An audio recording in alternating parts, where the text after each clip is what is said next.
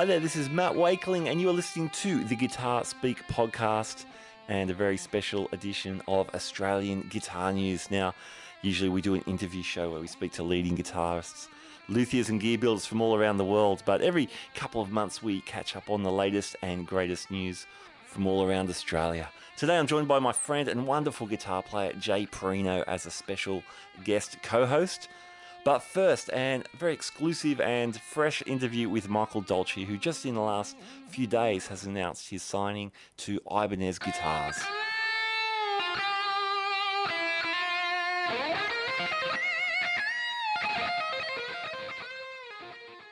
Thanks for the quick chat. It's recent news, the Ibanez stuff. That's pretty exciting. Oh, very exciting, mate. It's even going back to when we met. Back in the days. I think, was I playing Ibanez back then? I can't even remember. I remember you had you still had your George Benson. Yep. And I think you were playing a Strat, and you might have had your first or your second Cillia Guitars, I think. Oh, okay. So, it was before that. It was, so I had an RG 750. Yeah. 540S, and a couple of other ones I can't remember the model numbers of. But then, the GB10 as well. Yeah. So, I've been playing Ibanez. I mean, that's how I started. I started on the Ibanez guitars and, playing all the shreddy stuff back in the days. Well, when we come full circle. That's it, man. When we first spoke, when you were on our first episode, you were talking about Vinnie Moore and then learning the Satriani album and all that stuff. So. Oh, yeah. So that were my inspirations, and then obviously the Satriani thing, when he released his album, that's when Dieter Kleemann was doing his clinics around town. Yeah. And he was endorsing Ibanez Guitars, so he was under the banner as well. So it was always, so when I saw Dieter doing the Satriani thing, I thought, oh my goodness, Yeah. That's the guitars that I want to play. And the funny thing is that when I went in for the meeting with Ibanez, and I sort of told them that, that my Ibanez were my first guitars that I played. And even back in the day, I would mock up a poster, with me holding my Ibanez, and then I'd stick on the Ibanez logo. Almost preempted my destiny, It was bizarre. It was bizarre. And then I took that photo out and I sent it to him because I found it at my mum's place. Oh, yeah. I love it. I've got that one. I've got to send it to you, actually. Oh, awesome. It's a corker. That's cool. Yeah. Well, that's funny talking about Dieter, because he had the Triple M ad at the same time, and there was the exactly. There was his white RG. I can't remember if it was a 570 or a 770. Well, it was a 750, and that's the exact one that I had. I saw him play, and I thought, I want the exact same one. So, and that's what I ended up getting. Yeah, the exact same guitar. Oh, so it was the 750. Yeah, RG 750. That's cool, man. Yeah, awesome guitars. Man, that's huge news. So I guess I got to ask, what prompted the shift? Because obviously, you'd been playing Cillia Guitars for a long time, with this Ibanez sort of backstory, of course. So what was the impetus to make a change? Well, the thing is, everyone, it's no secret. I've been playing Charles's guitars for 20 years. Yeah.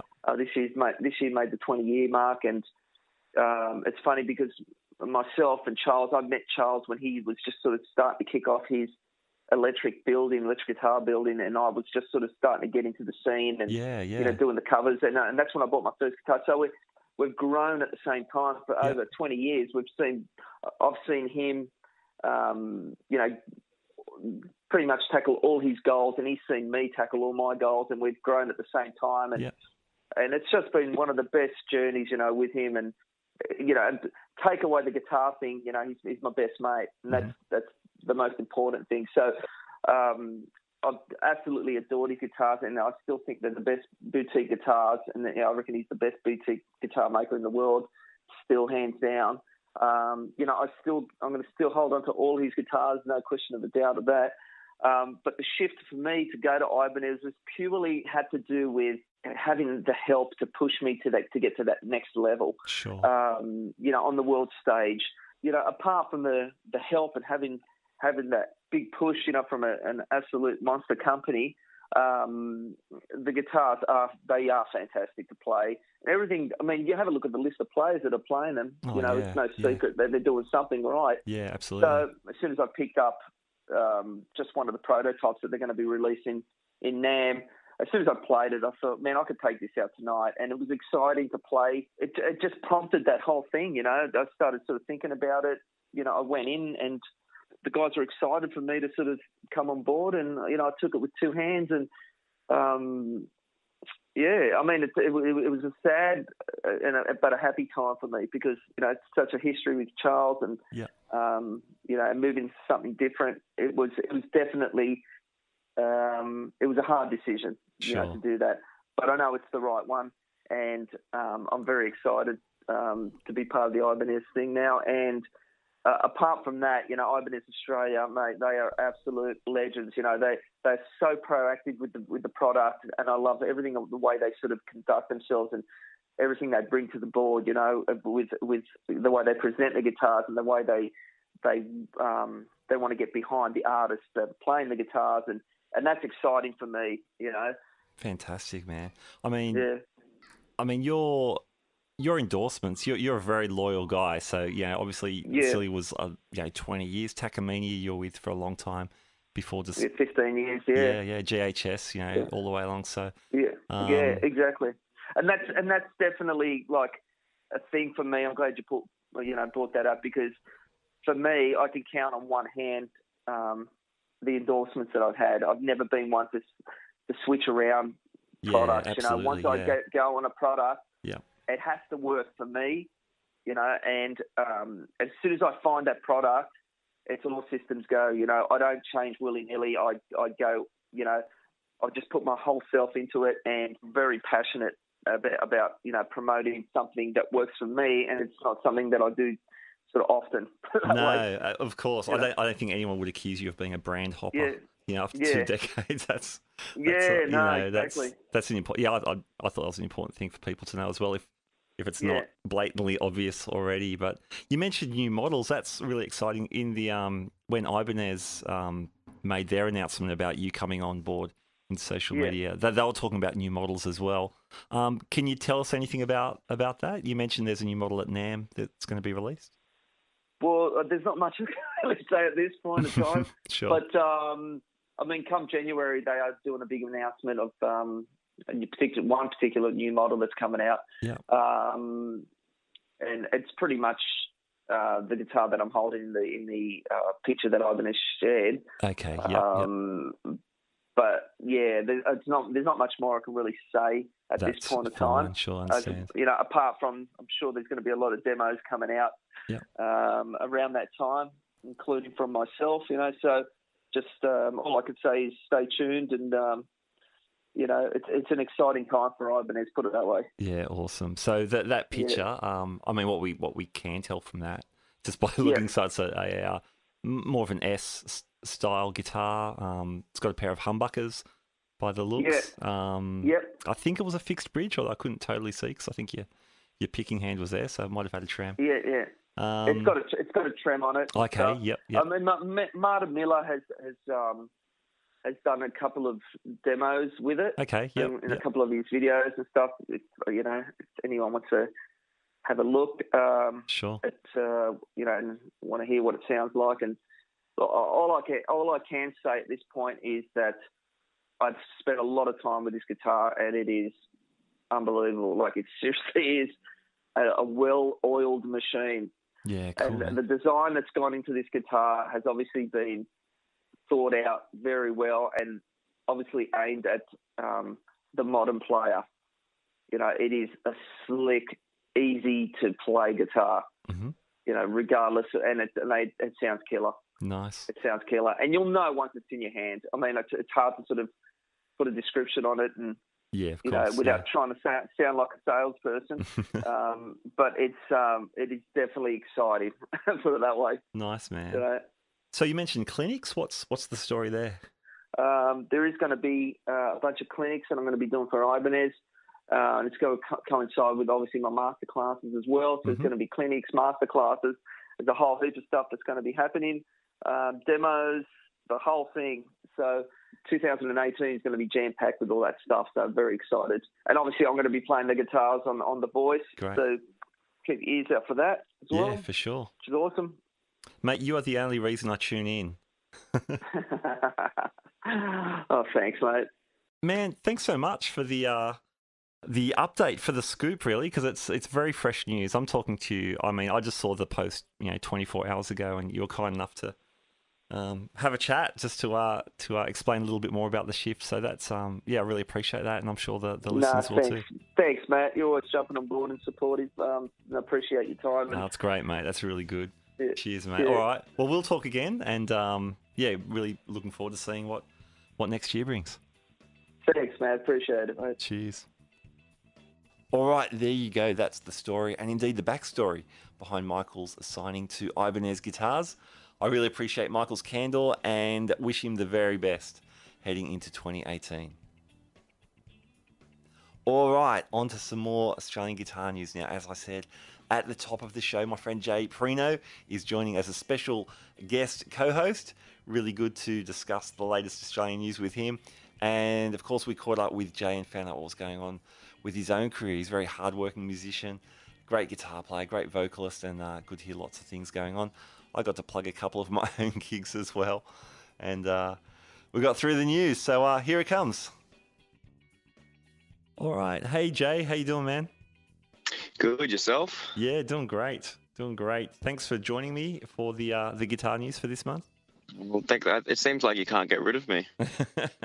It does. You're a very popular guest, man. I think we had you back in number 20, episode 20 with Cameron Henderson as well. So, yeah, man, welcome back. Thank you. It's always a pleasure, and I always enjoy listening to what you are doing for us guitarists. So we've got a bunch of news we've sort of got lined up, but let's do a quick catch up with you, Jay. What's been happening? It looks like the Guitars Gently Weep show has really taken off. That's really good. Yeah, it's been sort of surprising because our first show was good. We played at the Bridge Hotel, and we had about 80 or 90 people there, which was a good launching point. And Yep. so we thought, okay, we'll keep plugging away at this. And then our second show, which was at your local at Wenty's, at Wenty Leagues, that completely sold the place out. So we sold over 500 tickets, and that was just kind of overwhelming because the last few years I'm sort of used to being, I guess, just in the covers band scene where you're sort of a human jukebox and sort of a background noise to people on the dance floor, and then all of a sudden I'm in this show that I've put together that's got 500 people who are all seated in this auditorium staring at me, ready, with high expectations. So it was a good test of I guess performance and musicality and putting on a show and putting together banter and actually putting together little stories between the songs and things like that. But it's been a whole lot of fun and working alongside, obviously, Brett Williams from the Choir Boys, someone that I've looked up to for a very long time, and he's actually become like a really good friend just from all these shows we're doing together. So it's really enjoying that whole experience. Yeah, that's so good. I had another gig when you were at Wenny, but yeah, I'm heaps keen to see the show. So of course it's the music of Eric Clapton and George Harrison being on focus on show. Eric Clapton and Paul McCartney, but we nicked the George Harrison song for the name. Why did I say that? Oh, cool. Of course, he's the link, isn't he? He's the missing link between right. Clapton and the Beatles. Of course, I knew that. Hey, what's happening with Boss? I remember when we had you on the podcast, you were just about to head to the Melbourne Guitar Show. You were doing a bunch of work with them. What's going on with them and you at the moment? Well, we're just been having some talks about, because their whole sort of objective now is getting involved in the live streaming videos and getting that instant audience interaction. Yeah. So I just had a couple of meetings with them about just doing like a live looping clinic or a live lesson sort of idea where, they promote it on their page, and they really want the idea of, a user can sit there at his desktop, ask a question and get it answered straight away, as opposed to, and Facebook is really pushing those, you get a whole lot more viewership with your live videos than your regular videos on your page. So that's that's the plan that's in talks at the moment. So we're just waiting to sort of sort out a location and things like that. Okay. And so yeah, it should be fun. And I was chatting to Greg Phillips and the Melbourne Guitar Show. He's the organizer for that. So that's on again August 4th and 5th is the official dates for it. Cool. Yeah, I just saw that launch. That's great. Yeah, so that should be. Well, I haven't been confirmed, but I've been there the last couple of years, so hopefully I'll be back again. And he really wants to get some more international acts again for next year. So fingers crossed, we'll see. Steve Lukather and Joe Satriani there. Yeah, man, that's awesome. I mean, last year you had in the Boss booth, you were hanging out with Alex Hutchins. That must have been pretty man. Cool. Last year was just. Or this year, but almost last year was just an overwhelming year as far as the amount of knowledge I was trying to absorb from other people. So just I was sharing taxis with Alex and sharing a booth with him and just trying to pick his brain and this guy's one of the premier fusion guitarists in the world. So just trying to understand his practice methods and his approach to things, and what a lovely guy as well. Just very, very open and willing to share information, and no ego about himself, just completely down to earth. It was really, really cool. And then also got a lesson from Brett Garsed while I was down there, which was another. I could say all the same things about him, just completely ego-free, just a lovely Aussie bloke like that. That success has not got to his head whatsoever. Very cool, man. That's awesome. That's great. So yeah, let us know if you get confirmed to head down again. Then that's will cool. do. Nice. Yeah. And are you gonna make the trip this time? I don't think I'm going to get down there. It's really tricky when it falls. Due to my day job of music teaching, it just doesn't. It doesn't leave much time to scoot down there and get back. But I'll take lots of photos for you. Yeah, do that. That'd be cool. That's a deal. Nice, man. Hey, what else? Headstock. So that's a cool gig with Michael Kamzelas and Stormfront touring. It's being put together. What are you doing with that? I'm just going to sing a couple of songs in Brett Williams' bracket. Oh yeah. So cool. So there's a pretty star-studded lineup. Brett Garsed is playing, Peter Northcote, Brett Williams, Phil Emmanuel, Bob Spencer. It's pretty much the who's who of Aussie guitarists. So I'm just stoked to be just tagging along. Just gonna sing a couple of songs and try to get my picture with some cool guitar players. That's great. That's cool, man.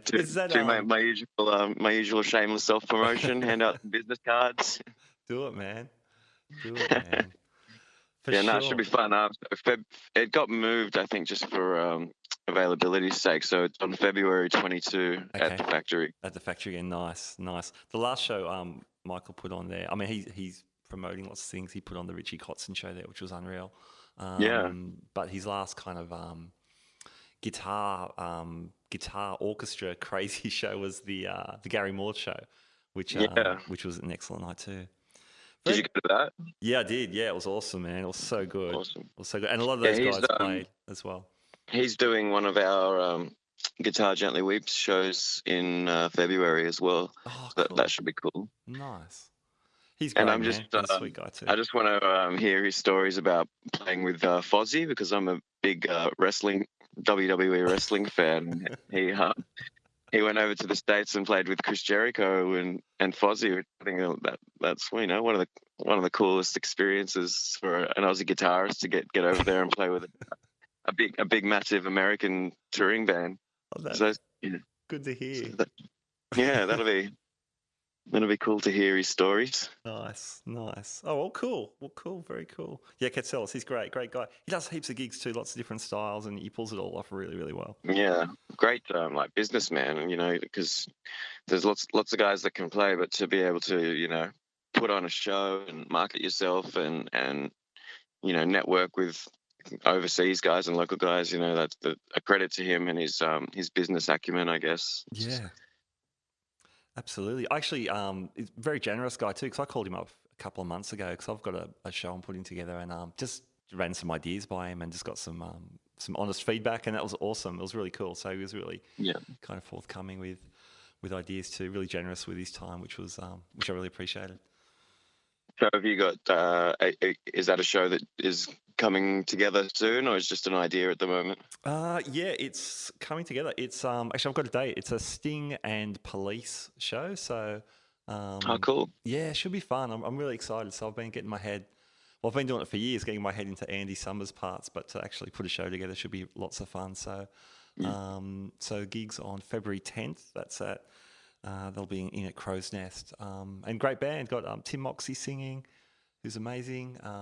My old mate Michael Quigley on drums, really great drummer, and Chris Fraser on bass.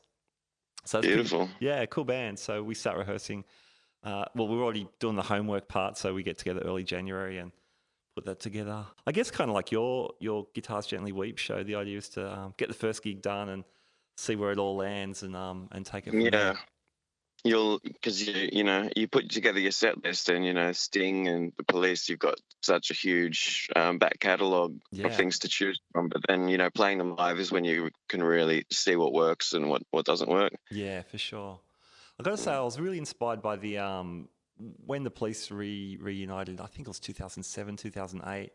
They did a live record, and it's so raw. I was really surprised. Even their earlier live stuff often has some extra tracks or extra BVs or whatever, but they just smashed this out as a 3-piece. The last live album is very meaty. So inspiring to hear that approach from them as well. Well, I look forward to seeing you guys play. Yeah, cool. Stay tuned, as they say. Nice. What else is going on? Sydney Festival. There's this really cool gig that I've landed a spot in. It's Ray Chatham's Guitar Orchestra, and he's this American avant-garde minimalist composer who I think he lives in France now, but he writes stuff for these really big guitar groups. So there's a piece called The Crimson Grail written for 100 guitar players.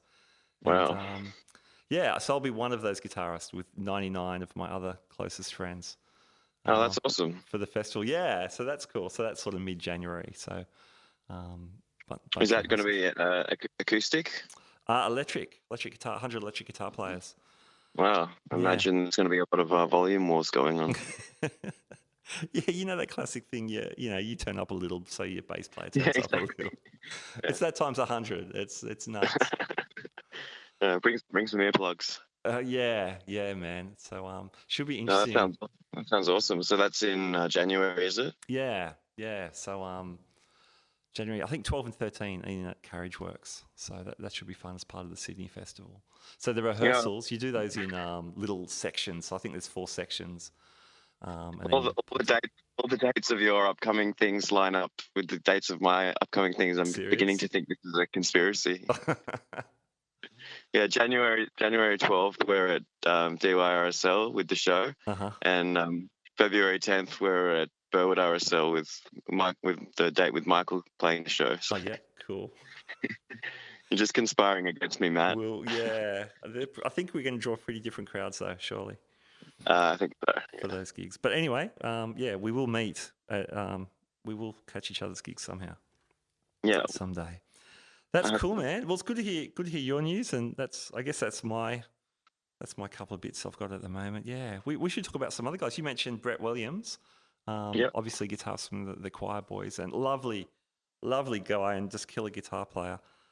Yeah, they've landed a support slot with Richie Sambora and Orianthi for next year, who is Bon Jovi's guitarist and Michael Jackson's guitarist before he passed away. Mm-hmm.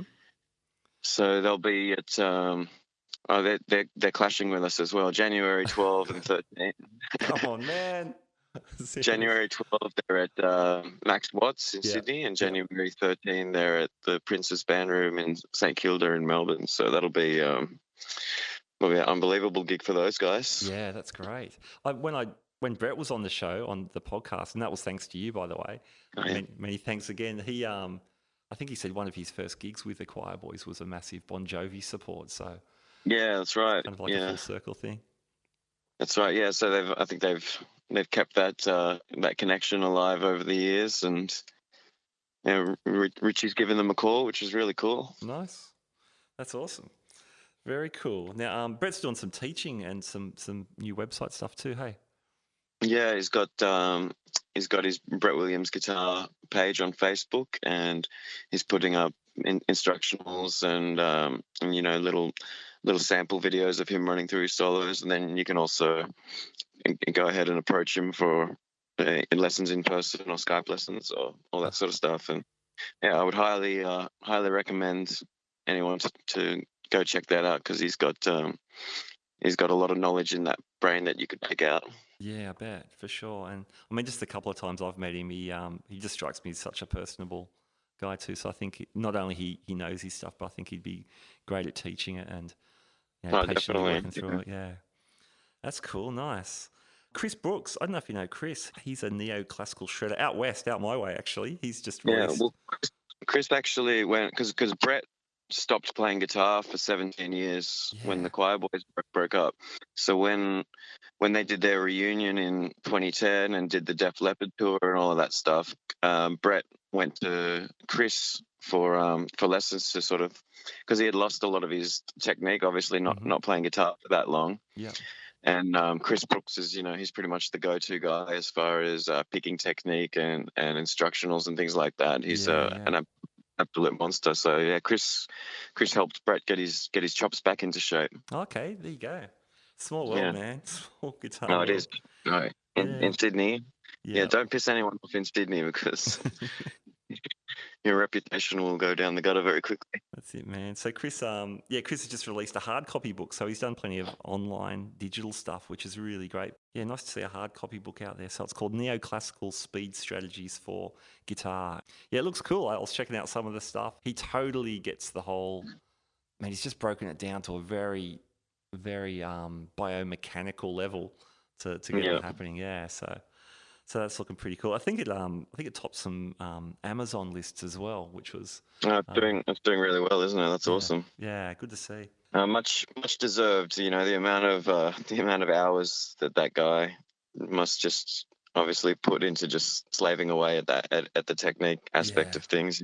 Definitely. It's good when all that stuff pays off. Yep, 100%. Chris Kamzelas. His track, yeah.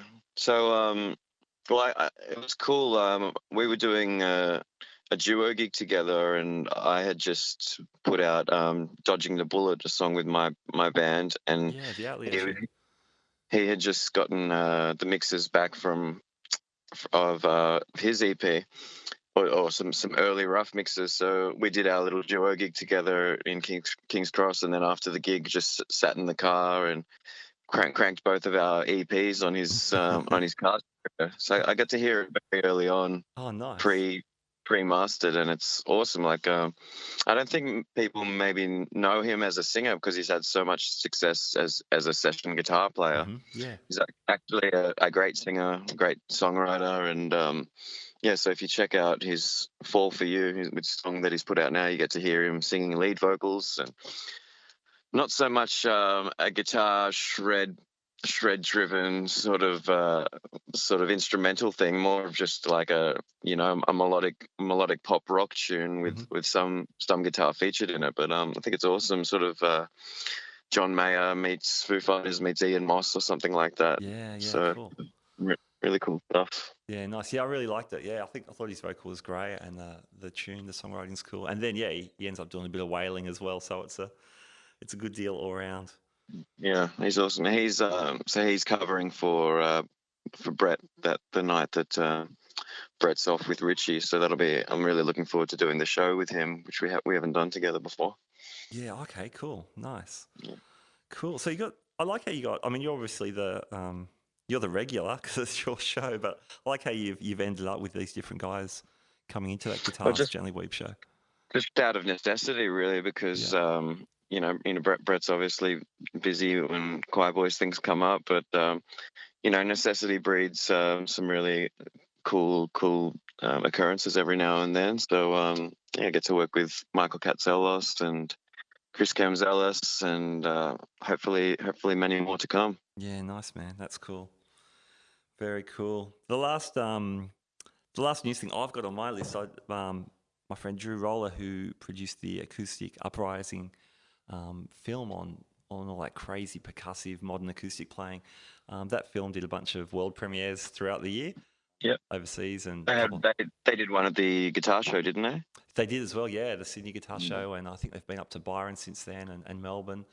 So yeah, that was a great film. I did a little Q&A with them after the Sydney premiere at the Chatswood Concourse. That was heaps fun. That's now on DVD now, so it's been released. They've done the cinema releases now. It's out on DVD. I think this week, as we record this, I think December the 11th is the official release. So that's cool. That's 3 years of really hard work for Drew and his team. So I was pretty stoked to see that. I haven't had a chance to see it, so I'll have to check out the DVD. Yeah, it's cool. It's really cool. So he got some big names. Got like Andy McKee, Tommy Emmanuel, Kaki King, Newton Faulkner. So it's just this really cool doco with filmed in Europe and America and in Australia a bit, and just covers that whole kind of percussive, modern contemporary acoustic style. So yeah, it's good. Yeah, it's really taken off to a whole new level, that style. I guess because it has the maybe it has the crossover appeal to non-guitarists when you stumble across a video and somebody's playing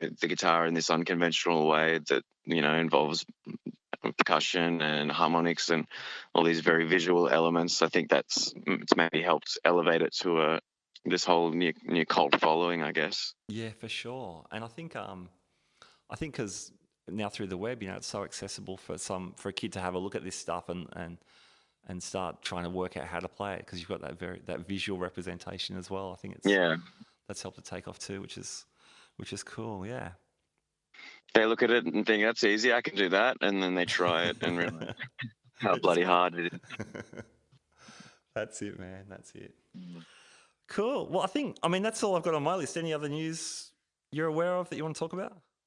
Well, it was just mentioned my band before, so we just celebrated our 10-year anniversary of being together. So we're going to get back into the studio and do another tune, record something early next year. So I'm looking forward to that, because we just don't really get time to do that very often. So yeah, that should be fun. And 10 years with the same lineup is not a very easy thing to do. So I'm pretty proud of ourselves that we've managed to stick by each other through all kinds of trials and tribulations. Yeah, man, 10 years. That's a long stint with the same trio. So good on you. Well done. Congratulations.